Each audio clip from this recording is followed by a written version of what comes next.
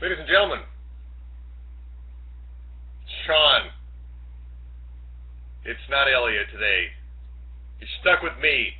Dominic, Julian, Enrique, Alan, Casey. I'm trying to keep up with it. So many people in this class. Mark,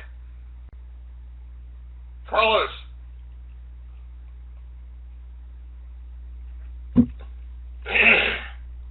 Cameron. I'm doing good. You know, it's actually kind of hard to wake up this morning. I don't know why. Cameron, I'm looking at your avatar, and it makes me want to squint a little bit because of the flash. I think it's my allergies. I've been blowing my nose and sneezing, and it's wet outside for Austin. That's weird. I live in Austin, Texas. Anyway, so it's like the Terminator. It's like the Terminator.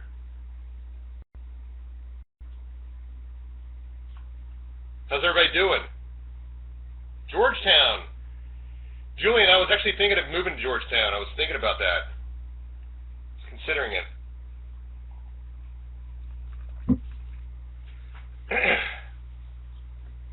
Yeah, like the Terminator. That's what I hear. Hi, Brandy. Good to meet you. Welcome. Does anybody have any questions about anything in the e-critiques? If you've had a chance to watch them, I did them last night. I can answer any questions. And also, I could go over the assignment for next week. I've got some stuff to show you all. I want to talk about some animation, and got some cool things to show you. I was an animator at Disney from 1994 to 2007. And I was a supervisor on Meet the Robinsons, and then I went on and I was a supervising animator on for Hellboy 2, the Golden Army sequence in Hellboy 2. I'm a Guillermo del Toro fan, and after Meet the Robinsons, I saw Pan's Labyrinth. I thought, I want to do that. That looks awesome. And then like a week later, I got an offer to go over to London and do that, so I took it. And I've never been the same.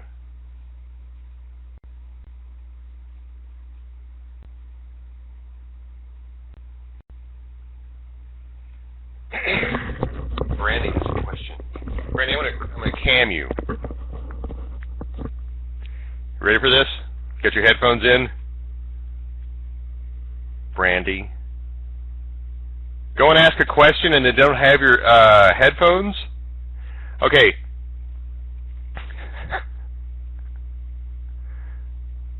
Okay, so it said I said in some it was too far forward and in some it was too far back.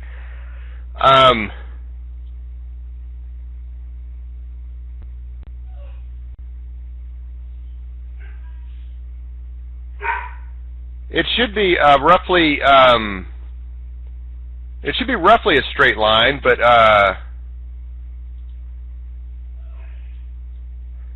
you know, you're going to have more push. I don't recall giving that note.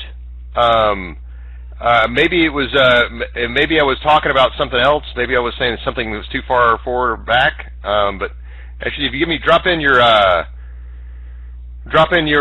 path to your assignment, then I can look at it and see what the heck I was talking about if I did give you that note. Because generally, if I gave a note about it being too far forward, it was overall too far forward, like the feet were too far in front. And that was generally, that I don't remember the body being too far forward. I remember the feet being too far forward. Okay. Yeah, because I don't think any of the assignments had the body too far back. That was a common mistake. I mean, the body too far forward. That's a common mistake to have the feet too far out in front of the body. And there's another mistake of when you're. Hang on, Casey. I'm going to read that book in just 1 second. Another one is pushing off, not giving enough push off, for the feet, and then not getting a straight on the leg when you're going to take the. Y'all were all pretty good about that, but I think overall you could have brought, like in the front view, you could have brought the feet in a little bit more to be in alignment, so they come out in step and then come out in step, so that he's not having to really do such a big weight change like that. walking like a penguin, or a big fat guy. Casey.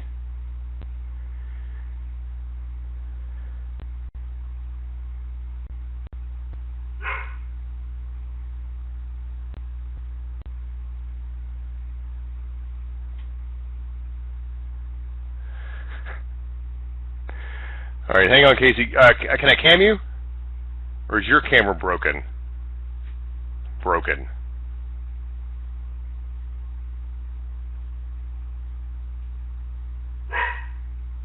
Hang on.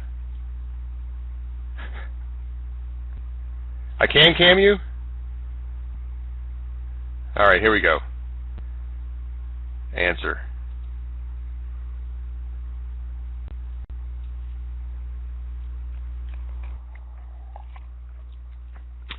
Oh, you're a little pixelated. You look like you're on Wreck-It Ralph. I feel like I'm watching Wreck-It Ralph.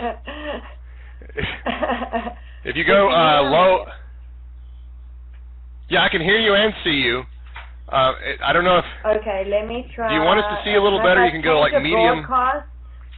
Yeah, it looks like you're set on low. Is it broadcasting or a receiving quality? No, broadcasting. Okay. Is that better? No. What about that? Yes, there you are. There we go. Where are you from? South Africa? I'm from South Africa, yes. Ah, I got the accent right. I spent a year in London and never could pick out anybody's accent, but now that I'm back in the States, I can figure it out. Nice. Okay. You're on point. I'm on point. So the question was about the rotation of the hips when the foot hits. I'm going to show you all some. I'll show you all some Golden Army stuff. Stand up and do it. I'll stand up and do it. Hang on. I'll just shout. So, as you're stepping, the foot is stepping, and you hit, and what's going to happen is it's going to drive the hip up like this, because the body is coming down, and the thought is that boosh, it's going to, your other hip, this guy, is going to continue down, and then it starts to come up as you come over it this way, and then it evens out, and then boom, gets knocked up again.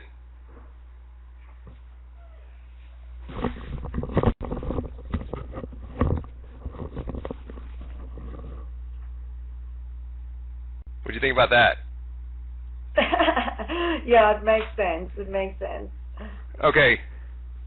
Now, doing a walk cycle is one of the hardest things you'll ever do, and it's always hard. Yeah.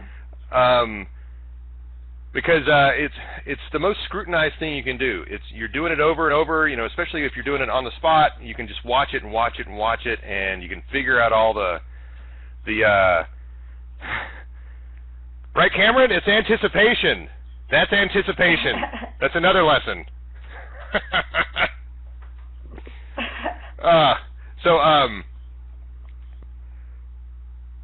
I would look at it, because some of y'all, there was one assignment that had the nose, the tip of the thing, as it's coming down, boom, it was hitting exactly out of sync, with the rest of the cycle. And some of those curves, when it's like a sine wave or very similar to a sine wave, you can just shift them around forward or backward. If something's not working, you can shift it around, and sometimes that'll help it if your timing is off. So it could be just taking that curve and scooching it, because you want that the driving of the hip up to happen when the actually I would do it when the knee bends. Yeah, when the knee bends, that's when you should do it, because it's going to drive it up. Yeah. Yeah, it's because like I have maybe it now when the knee bends. So I was wondering, because in your critique you said that I should have it a bit higher on when he contacts the ground. So that would be frame 12, and then I have mine highest on frame 15, which is when his knee is bent. Are we talking about like the tip of his nose as he's walking, like that? Are we talking about this bit, Yeah, I'm talking about this. Okay. Then I think it's probably I would probably just shift that that whole curve. Shift the curve. Yeah. Okay. I would shift the curve. And you know how to do like post-infinity and pre-infinity? Like if you're doing a cycle. Yeah. Okay. And you can kind of see how that goes. Okay, cool. All right, cool. Are you good? Thanks a lot. Yeah, I'm all good. All right. Excellent. Thank Good. you. All right, you're welcome. Bye-bye. Anyone? I also want to talk about posing. I was going to talk about line of action also. There is a really good example of line of action by Preston Blair. And life drawing classes. You can't find any life drawing classes? Where are you located, Brandy? Excellent, Cameron. Thank you.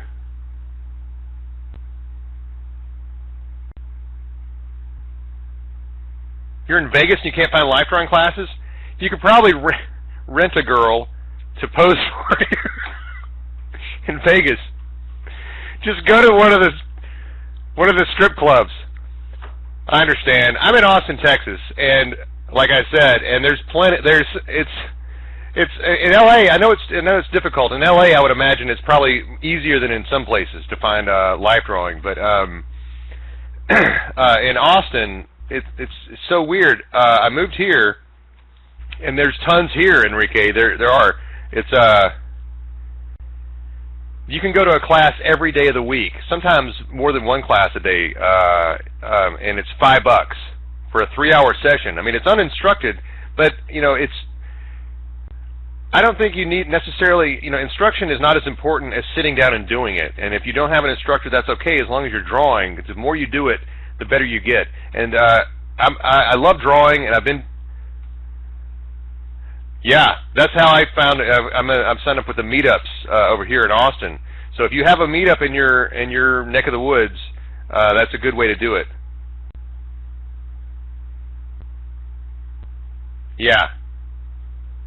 So maybe, like on Craigslist, but always be careful. You don't want to get any weirdos. There's a lot of girls in this class.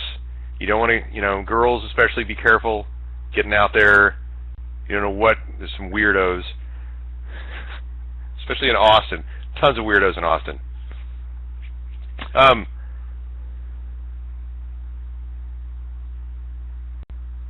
Okay.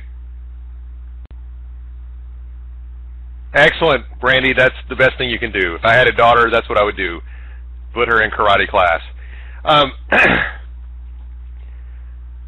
So I love drawing anyway. I love life drawing, but I really couldn't see the application to animation. Even when I was at Disney, I would go to drawing like, I'm loving this. I don't really see the connection.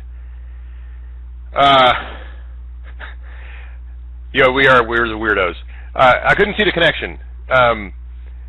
Until my mentor, I learned to animate on the job. Basically, the way you're learning now, which it's not really possible these days because it's so competitive. But back in the olden days of 1994, I got in there. I didn't know really jack about animation, so I had to learn. When I got there, and I got a mentor later, and like on Dinosaur, and I started that mentor. It was a year-long mentor, like a schooling session, like y'all. I'm gonna go let my dog out real quick. I'll be right back. Hang on, hold that thought.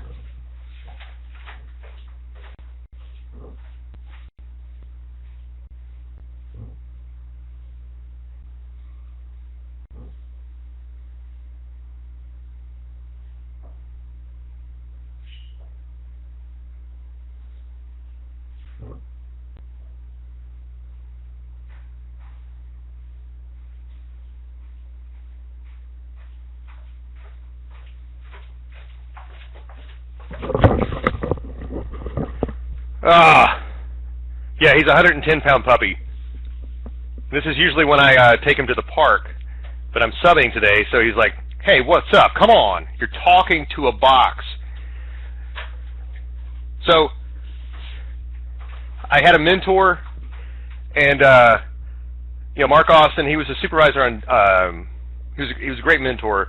He was a guy who came over from 2D, and he learned 3D, and some people do that. Some of the people at Disney, I was at Disney when they went from 2D to 3D, and it was a really rough time for them. I started there with Lion King, and Lion King was making so much, we had a champagne toast for Lion King topping 400 million. Excuse me. And then, maybe a year or two before I left, they completely shut down 2D animation.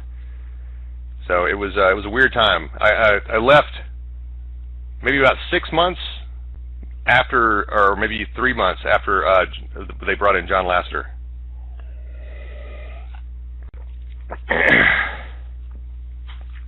Yep. So, but Mark, my mentor, when I was going through training, and I was figuring out what a good pose is, you got all the posing. I figured out posing is one of the most important things. Posing and staging. I talked a little bit about staging with some of y'all's assignments, mainly having to do with the poses that you do, the poses with Stu. But he said what Mark said was to go into the visual development area, with the visual development artist, and that's where they would do drawings and paintings and inspirational art for the directors for the film, and also inspiration for the story people and inspiration for the animators, and that's the stuff that gets put into the art of books, like the art of Hunchback or art of Lion King. Those really awesome drawings before everything gets Disneyfied. So I went in there, and he said, go in there, and we went in there and we were looking around, and he says, find something on the wall that you like. One of these, it's like a vignette of a dinosaur, like some picturesque setup, and I would. So for my training, what I would do is go and I would find something that I liked, and I would just tell the story of that one picture. So I would go and I would, get a Xerox of that picture, of that, that image, and then I would try to recreate that scene in my computer. I was using Softimage, and I was just like, there was no set, I would just kind of build my own set. So I was doing some rough modeling, and then I would pose the dinosaur in that pose. And so what that did for me was it gave me one good pose, and I knew what a good pose was, because you can pose your character in so many different ways, as working with working the Stu pose out. It's so many different ways and so many different things to think about. Silhouette and the staging of it. Is the weight right? And is the line of action working in the pose? Is it composed well? Is the whole shot composed well? The whole scene. And so I would try to do. I'd copy that, and for say I had a 300 frame shot. This test is going to be 300 frames. I've got one good frame. And I've set the bar for myself, so now the rest of them have to be as good as that one. So that was the way I learned what a good pose was, and I suggest y'all try that out. It is copying, but it's not plagiarism. It's learning. This is what you're in school for, is to learn. So that is my advice.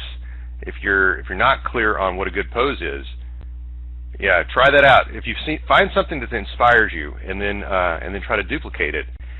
And then, so you're telling maybe the story of what happened before that, and then what happened after that, but you go through that pose, and you figure out that you can have a really good pose, and there's not a whole lot more that you have to do. Find an interesting way of going from this pose to the next really awesome pose. And if you watch, there's shots that have a lot of physical activity in them, and things are moving around. You think that's animation, but there's a lot in the movies also where the character is not moving around like that, but they have a really nice pose, and it's just, you can just sit there and take it in and enjoy. Maybe there's, stuff going on in the face, or it's pantomime, but, it's still enjoyable to watch, even though it's not moving all over the place.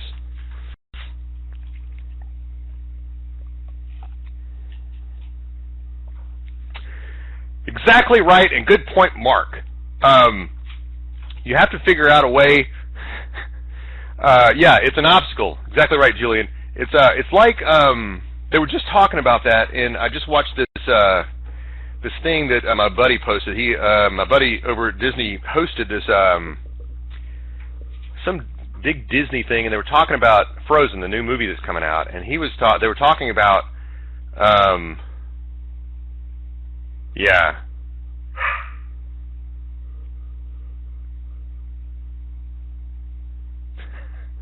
Yeah, I don't know. I left the door open, so he's just being a jerk now. Like in Chicken Little, Runt. I don't know if y'all have seen Chicken Little.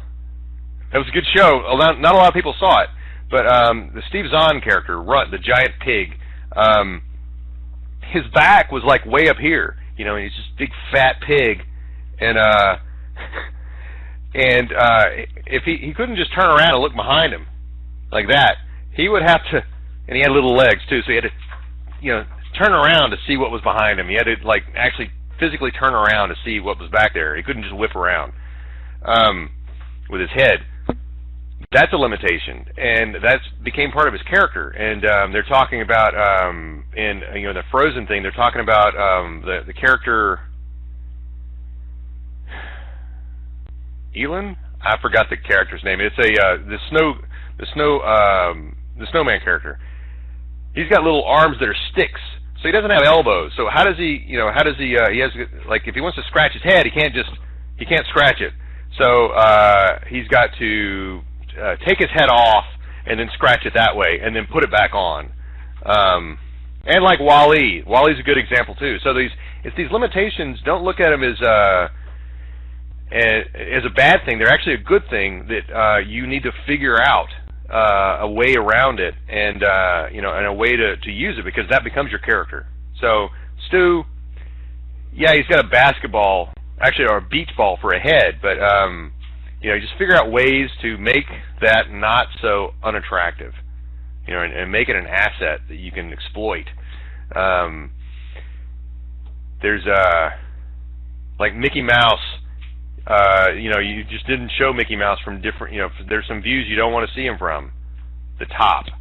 You don't want to see him from that. Oven mitts for hands. Yep. Just think of the character. Look at WALL-E. Look at WALL-E. It's still entertaining. Right? And you're going to get that. You're going to get the reason.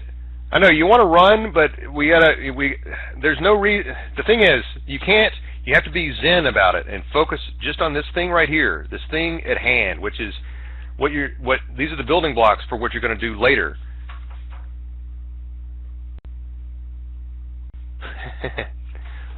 Learn to draw Mickey Mouse like the professional animators at Disney. Yeah. Was that in Florida, Brandy? Callie, okay. Awesome. So, shoot, my train of thought. Where did it go? Oh, right. The what we're doing right now, and then where we go from here. So right now, this is class 1. I wasn't being zen. Do as I say, not as I do. So you have to be zen about just learning this thing at hand. You want to plus it, and you want to add stuff to it, and make it as good as you can make it. But don't lose sight of the thing that you're supposed to be learning at this moment.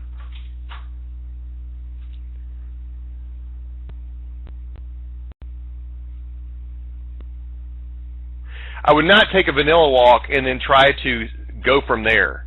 Would not do that. That's a great question, Casey. Yeah, start a new one.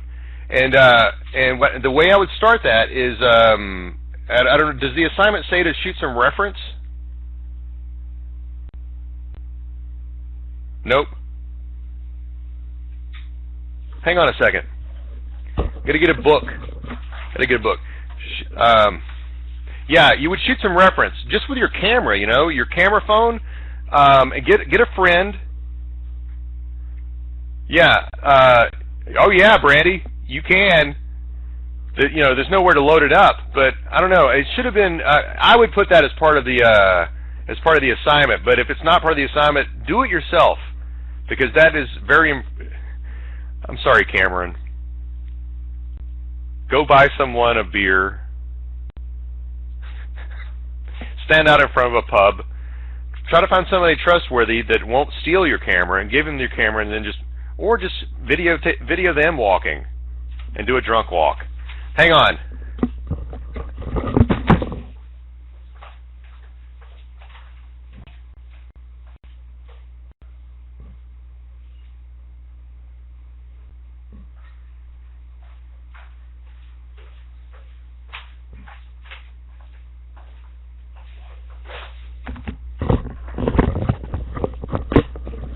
All right. So yeah, I would shoot and shoot it from the side, and make sure you get all of yourself. This goes for, excuse me, forward. For when you use when you're putting in reference for any other thing, you want to make sure that you get your feet in there, you get your head, get the whole body in there, and then you shoot the reference from where you can see your whole body and you're not cramped. Yeah, American Bulldog. Yeah, he's just over a year old, and he's a piece of work. You have one, Julian? Excellent.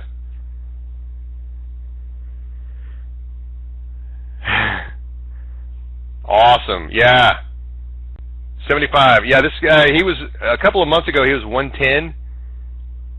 Yeah, I used to have he's my third American Bulldog. My first one was a female, and she was a little lighter. Awesome dogs. So this book here has got this is it looks like a kid's book. It's Preston Blair's cartoon animation by Preston Blair. It looks like something you'd get a kid, like an 8-year-old kid. Good. I'm glad you have it. I got this while I was working at Disney. So I had already gotten a job as an animator at Disney, and I was like, oh God, I got to learn how to animate. So I had this book. No shame in this book, because I didn't go to animation school really. So I'm having to learn from people around me, and I wasn't exposed to like this book. I had The Illusion of Life, which is a good book, but it's not really necessarily a how-to manual. There's parts of it that are, but there's this book, and then there's Richard Williams' book, the Animator Survival Kit. Mark, we didn't even have Google back then. I would have. It's the equivalent of that. Okay. Do we have the internet here? Because I need to Google animation. So it's got these, some different walks in here. You can look at that. It shows you a sneak. It shows you a double bounce walk, which is a really fun walk to do.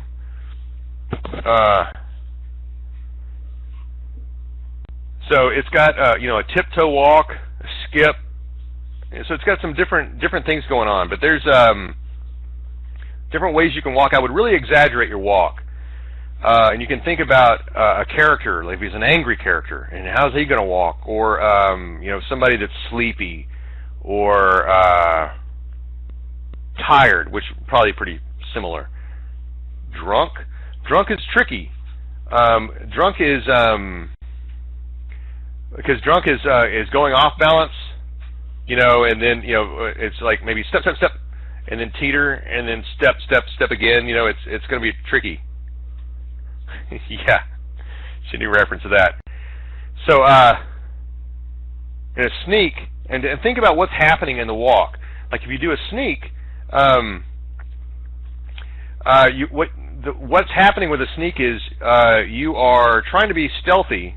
So you keep your weight back on the foot that you're standing on. You're basically on one leg, and you stick your other foot out there. And then once you put the foot, your toe down, you step down. It's toe first, exactly right, Casey. Then you shift your weight over that foot, and then you pick up your back foot, and then you're on one foot again, and you put that foot out. And you can do a sneak. That's a forward sneak, but you can do a sideways sneak, and it's the same principle, of getting your foot out and then getting the weight over it. I would not attempt the moonwalk yet, Sean. That is one you could do. You could do that. It's going to be moonwalk is tricky. If you feel like you can do it and you understand the mechanics of the moonwalk and you want to do that, then go ahead and do that. The thing about the moonwalk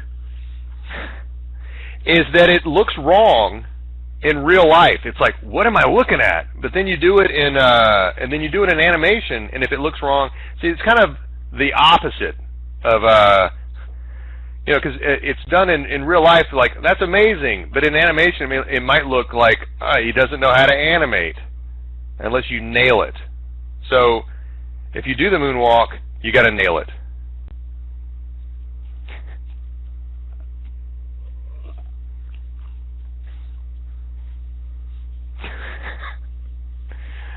I would nail it. What else? Yeah, you have to understand it, and that's why thumbnailing is so important. And keep up with your drawing.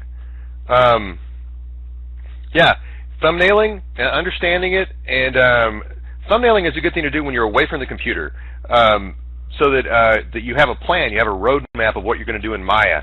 Because without that, you're just moving stuff around in Maya, and you may get there, you probably won't. And if you do, it'll take you longer than twice as long if you didn't do any planning. Yes. I think pulling something is going to be it's going to be too difficult. Mark, I wouldn't set yourself up for that. Walking into a strong wind might be one of the later assignments. You could do, yeah, I mean, like, walk. I would just do a personality walk. I would just keep it within the assignment, showing the personality. So you actually get into a little bit of acting there rather than just physics. Strut is good. Tiptoe is good. Yeah. Swagger. Yep. A shuffle could be like a little tap dancey walk, or a skip. Skip's kind of tricky too. Yes, Sean. I think right now, especially, well, you want to keep it simple. It's baby steps so that you can nail those baby steps and make sure that you have a firm foundation of going forward. Way too many sneaks. It's good to do a sneak. You don't want to you don't want to become an animator at Disney and not ever have done a sneak.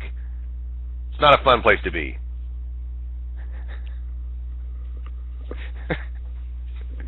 Now you can Google it, though. And you have phones that you can do some easy recording. I've got a couple of links. Actually, so you want to jump ahead of yourself. You can find it, Mark. So you want to get ahead of yourself, but don't. It's like learning. Like a lot of kids, they'll get an electric guitar. They want one for Christmas because they want to be a rocker. They want to be Justin Bieber, and so they get the guitar and they don't want to spend the time to learn how to play it. So it's not a love for the instrument, and it's not a love for wanting to play the thing. It is a love for wanting to be a star, and and so then they get frustrated because they can't make the cool noises out of it. So then they end up not practicing and never playing the guitar. Brandy, you can play guitar. You can get a smaller scale, a 3/4 scale. The thing is, I played guitar since I was a kid, but it was during my time at Disney. We were working on a film that got canned. It was My Peoples, and it was all about bluegrass, hillbilly music, and I want to learn how to play that. So I got a book, and I took some lessons, but mainly it was from a book. And I had to relearn how to play, and I would just go 3 notes at a time, and it was painfully slow.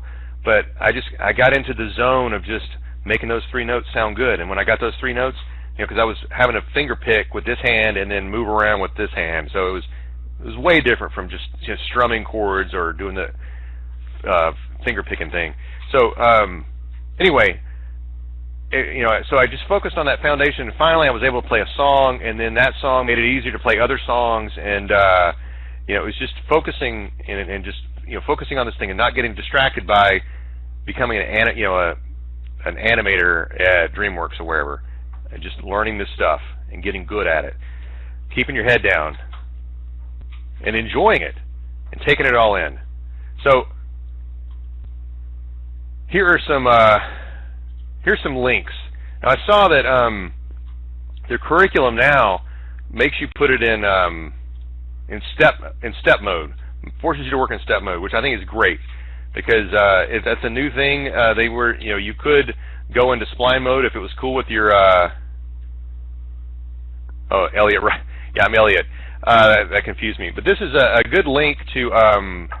It's how Ollie Johnston animates, and it's. So you can look at that now. Actually, that one you might want to, or you can keep it and look at it later. But it's what it is. It's a scene from Pinocchio where he's in the cage, and it starts out. It's Ollie Johnston, and he draws on model. I mean, it's amazing, his draftsmanship. But the cage is moving, and Pinocchio is inside the cage, and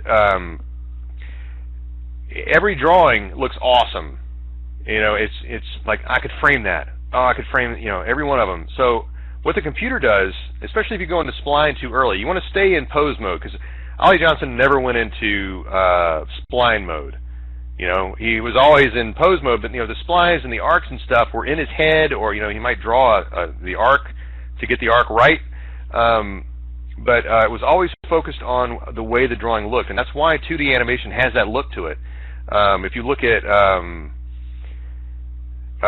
Tangled, it has that same sensibility because Glenn Keane was the director of animation on that film, and he was very conscious about that. He's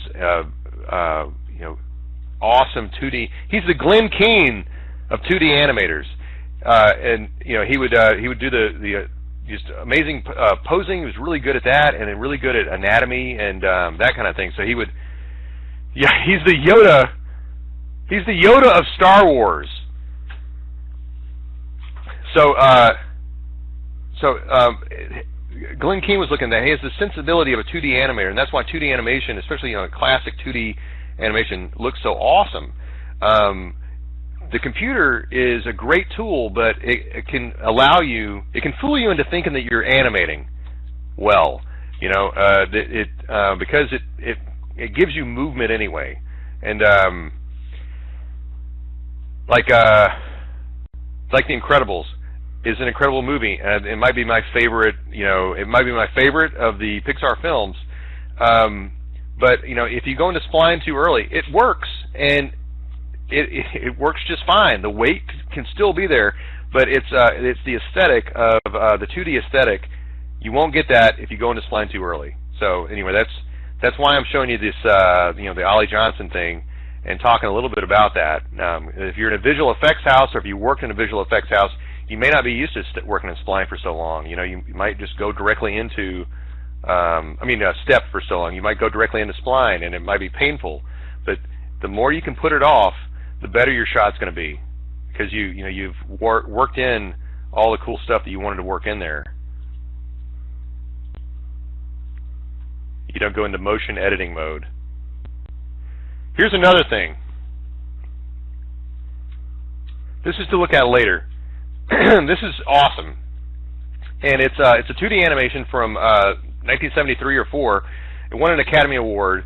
It's Sisyphus, the Greek story of the guy that had to push the rock up the hill, and I think it got bigger as he went up, and then it would roll down, and he had to roll it back up again. Forever. That's the way they do in mythology. So that was it was his punishment. but that is it's beautifully drawn, such great line of action, and such great storytelling poses. There's this storytelling about like the story of the physics of having to, the exertion that you have to do to push that thing up. It is beautiful, and I don't know. It's like one of these treasures that you find on the internet, and then these guys made this. This is a software company, and it's clear that they took the same. They took the original Sisyphus animation and used that as a guide for doing this this test, and it looks pretty good. I mean, it's really nicely done. Aesthetically, it's nice, and that's what I like about that. You think about aesthetics, and later on, you might get into putting textures and stuff in your animation. Keep it simple, like that 3D Sisyphus. If you can keep it simple like that, you're only going to be focused on the animation. You don't want to get crazy with a busy background. You want to make sure that your character stands out against the background.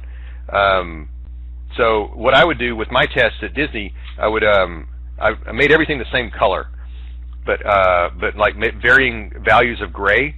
It was a light gray, and maybe my character I would turn him white, and then like halftone everything else in the scene, and then I would put a golden light in there, like a warm light, and it would color everything, like it was in the sunrise, so everything is beautiful, and you want to be conscious of that too, setting up your shot and composing your shot and making it look beautiful, because if it doesn't look good, then even if your animation is awesome, it's not going to be as awesome as it could have been if the shot was composed, properly, and you want them to be able to stop anywhere and think, oh, that's beautiful, that's great.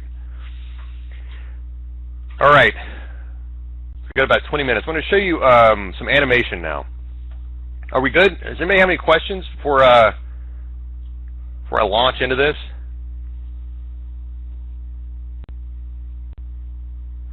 Lighting tutorials? No, I can't think of any. But just what I said, a trick is, just to have everything monochromatic, just grays, and then a colored light, and then you can also put in atmosphere. If you can figure out how to put in atmosphere, like for your Play Blast, I'm thinking about Softimage because that's what I was using when I was in. I'm not sure what the equivalent would be in Maya, but atmosphere makes things go it gets hazier as it goes back in Z space, and what that does, it will cause things in the background to recede. They all start to become whatever it is, that gray or the white. They start to get tinted out as they get further back, and it doesn't compete as much with your character in the foreground. So that's a good way to light things too. Cool. Okay. Yeah. Some of those aren't available in just a regular hardware Play Blast. Stuff to be conscious of. Okay. All right, so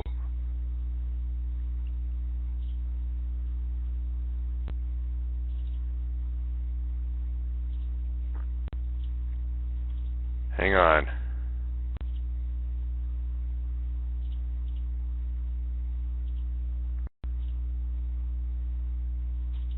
There we go. So this is my reel. It's on Vimeo. It's on the website here. But these are some shots. I was a supervisor on Doris, but also animated some bowler hat guy here from Meet the Robinsons. So these are the shots. I animated all these characters.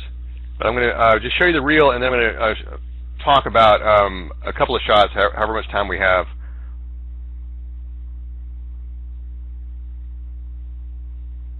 This is a shot that was cut from the film. Actually, we're going to talk about this shot.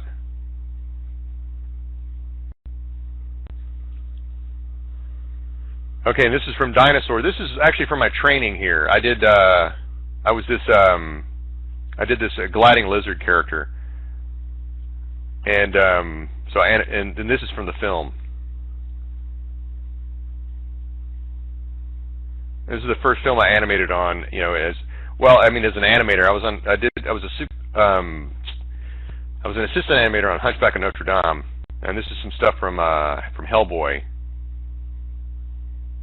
I didn't animate this shot. This is Dave Hubert. He is over at DreamWorks now, and then this was Dave Lowry. So these were two of my leads. I did animate this guy coming up here in the back, the guy that splits him in half. That guy. And this is Stafford Lawrence did this one. This is an awesome shot. The robots rebuilding themselves. So this is from Hellboy 2, and if you haven't seen Hellboy 2, you got to check that out. It is something else. It's a lot of animation in that movie.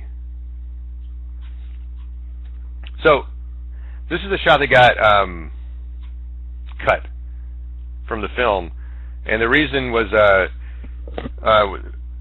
Disney bought Pixar while we were working on Meet the Robinsons, and I was, you know, I'm a big fan of Pixar, and I was afraid that they were going to destroy Pixar.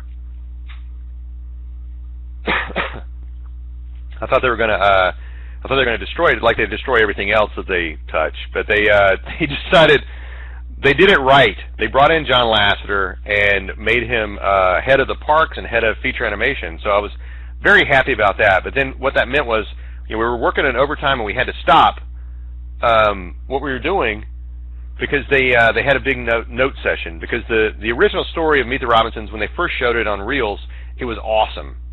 Well, that's a good thing and a bad thing. The good thing is, hey, we're going to do this movie. The bad thing is all the executives, you know, creative executives, they can tell it's going to be a hit, so they all want to mess with it so that they can say they changed whatever. You know, I did this. This was my idea. You know, so they changed it, and it was a mess by the time John Lasseter came in. So what they did was they tried to salvage as much as they could.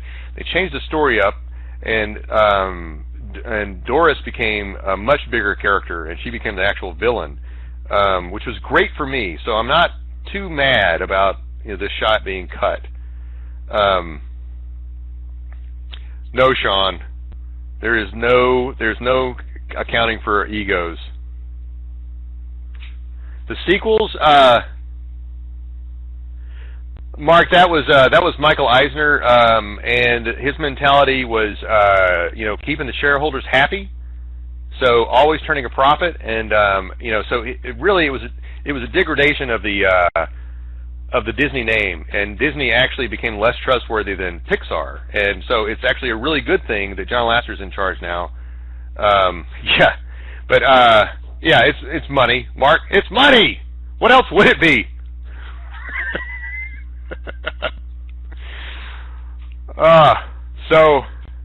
So now at least there's now the best thing about it is John Lasseter is a visionary like Walt Disney was, whereas Eisner, you know, was just a really good CEO. Yeah, well, yeah, he was always wanting to take chances, and now it is, Enrique. Lasseter has, you know, that love for art. You know, you can be mad, or I can be mad at Eisner for the watering down of the product, but he also, on the other hand, he and Mike Wells and Katzenberg were the ones that pulled out Disney from they were almost being sold off, you know, for scrap back in the early 80s, or because the 70s, Disney was on really hard times. And anyway, they came out with The Little Mermaid, and if you watch the documentary by Don Hahn, Waking Sleeping Beauty, that is about the time that Eisner and Wells and them took over. I have a 2D disc, Mark. I got to buy one when they shut down 2D. Yeah, it's cool. My gain. So anyway, this shot here, I'm going to talk about this shot. It's this is when Doris, in the original story, Doris had gotten kicked out, and you know, she was a failed experiment. And then Bowler Hat guy was outside egging, throwing eggs and toilet paper at the factory.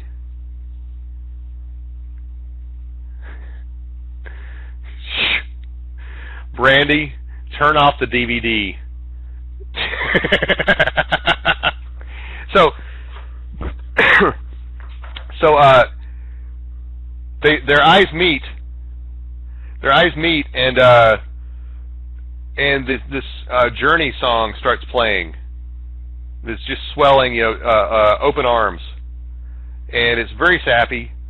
And they look at each other, and bowler hat guy hands Doris the toilet paper that he was just about to throw at the building, and she takes it, and then this happens.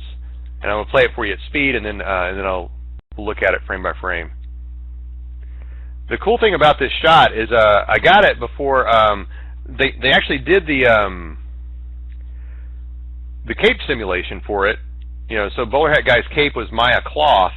But I also got it before they put motion blur on it. So there's there's a lot of smear frames in it. And I want to talk a little bit about smear frames and a little bit about staging. The staging I was using for this is I'm trying to keep Doris up in this nice gray area up where the clouds are, and as much as I can, so that she doesn't have a busy background to play against, and just trying to keep it simple for her. Also, she's got that chain, which is very spindly, and it could strobe pretty easily. It could strobe, and I was working on ways to not have it strobe. And I was talking with Alex Cooperschmidt a lot about this too. He was the supervisor on Stitch and Lilo and Stitch, and he gave me a lot of cool advice. I was going to him. I was a supervisor, and I was asking him. I was always asking people that would look at my shot to look at it and give me feedback. So always be open to other people's opinion. Take it, and you can when they leave, you can either do what they say or not do it. If you use your own filter, and if they give you a good idea, use that idea. Don't say I can't use that. I didn't think of it. It's your idea if they give it to you. No, never, Sean. And there's no motion blur on this, so I'm gonna show you what happens with the motion blur. With the staging though, I'm keeping bowler hat guy still and pointed up at Doris. Like his head is pointed at her right here, and his body is basically pointed over in that direction. His hands are, he's pointed at her, and she's throwing. And then, as she's throwing, he looks, and that's when he moves after the throw. Now we want to, because this is like an anticipation of, hey, I'm about to go down and grab this these eggs, and then he's coming down in this arc. So I'm also keeping in mind arcs, which you need to do if you're doing some really fast motion. Your arcs, it needs to be really clean, and that actually will make it seem like you have more frames. So while he's doing this, Doris is being pretty still and watching him. So I'm not confusing the audience knows where to look. It's now we're looking at him, and as he comes up, even before he gets to the top, she's coming down with that claw, and she pulls it out and does her thing. And while she's throwing, he is pretty still, and he's watching, with his eyes. At first, I had him watching with his head, but it was too busy. So then, as she's throwing that last one, he realizes there's no more eggs. So then he starts to come up and throw this thing. So he's going to throw it, and as he throws, she is basically just watching what he's doing. And then I got to get him settled pretty quickly so that we can see her coming down here and grabbing his hand. And also, I don't want him moving around a whole lot with his body, because I want to be able to see his eyes coming down and seeing what's going on with her grabbing his hand, and then they come together in this ridiculous love thing. And then he lifts his leg up like a girl in the movies, because he's basically the feminine one in the relationship. He does have long arms. Yeah. So I want to talk about a little bit about smear frame. So that was what I was thinking about as far as staging and choreographing the thing, and how do you make it? How do you get all these things to read? So I want to talk a little bit about smear frames and also how I'm keeping that claw from we should talk about the claw basically right now. Whoop. Here we go.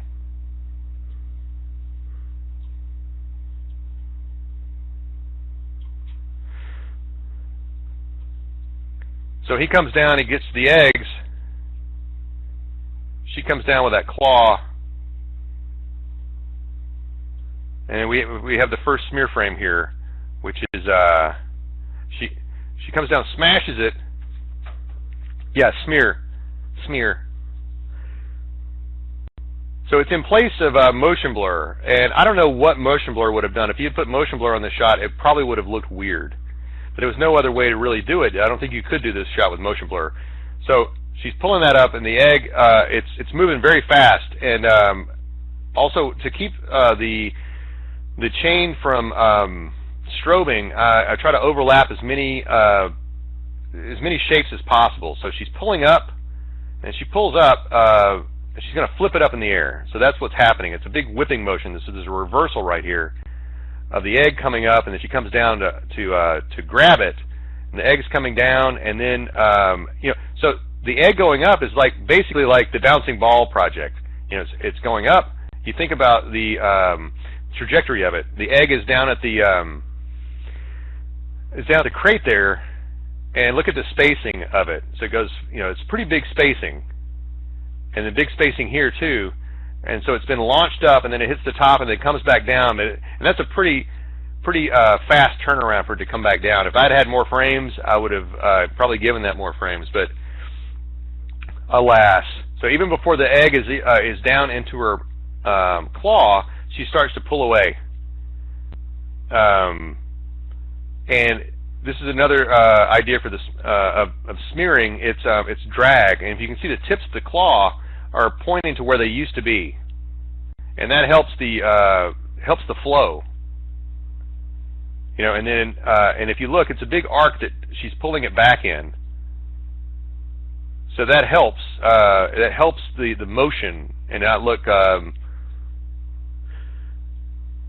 that was. You mean the bending of the claws was not done with lattices. That was done with.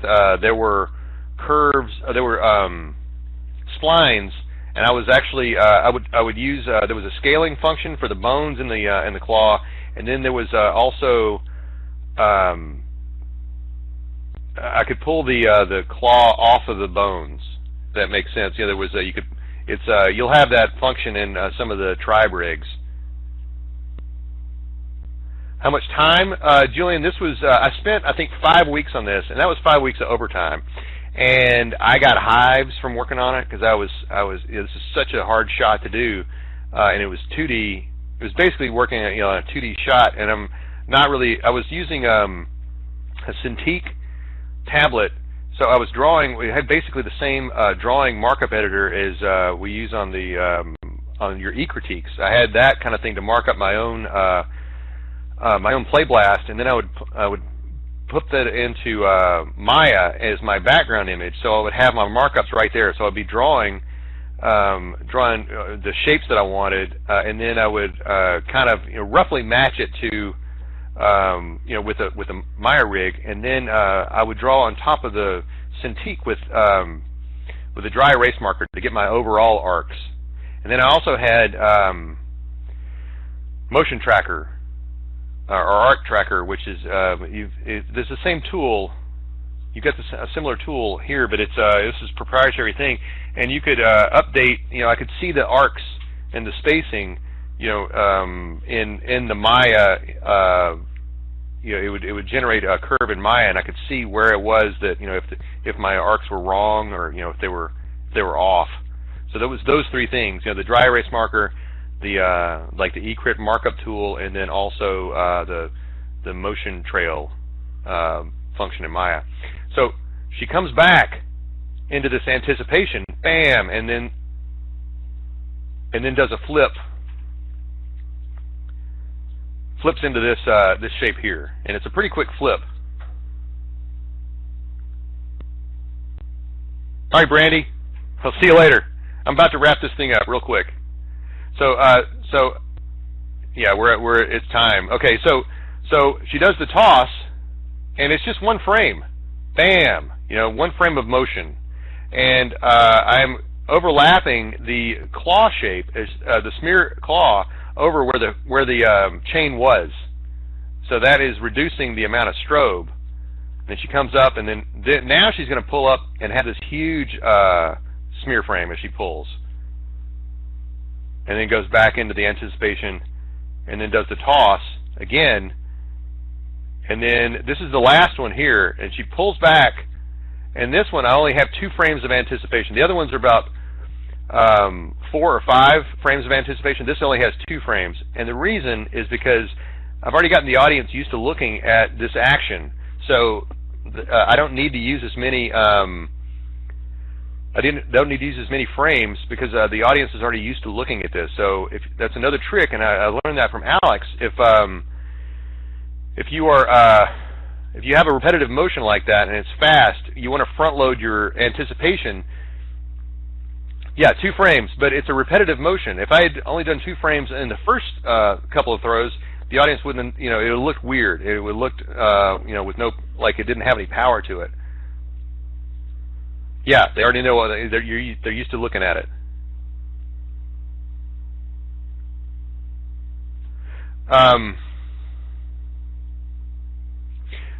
No, there was no IK fingers. It was all FK. It was all FK.